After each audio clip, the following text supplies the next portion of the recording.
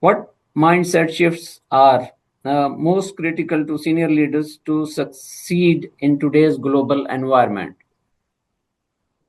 Oh yeah, I mean, all these questions are spot on and really relevant to today because when I talk about relevant, there is already three important ones that come to mind straight away. And the first one is, as leaders, we need to go from knowing to learning. We need to constantly learn. Because we need to stay relevant, and we know that. I mean, in a world that is changing daily with all the new technologies and AI and it's scaremongering people and all that.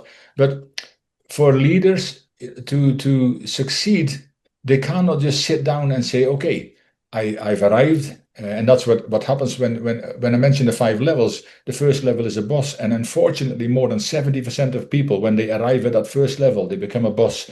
They think they've arrived, and they do nothing else to develop themselves. And that is a sad thing, really, because this is clearly something that people in the last 5 years, especially, should really have realized that if you want to stay in a race, you need to stay relevant. In fact, I would go even further that you should even try to look ahead of the game, and if you can't be ahead of the game, but certainly not be behind. And the second one is we need to go also from control to trust. And this is so very important because Stephen Covey, the late Stephen Covey, wrote a book. It's called The Speed of Trust, because control talks into being a boss. Trust makes you more of a partner. That's the difference. And you need to become more of a trusted partner. And then of course the other one is we need to also go from success to significance. Now that is what changed my life.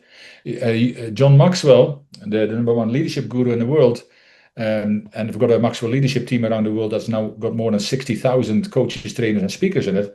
But he said a long time ago, he says, once you have tasted significance, once you have really tasted significance, success will never be enough.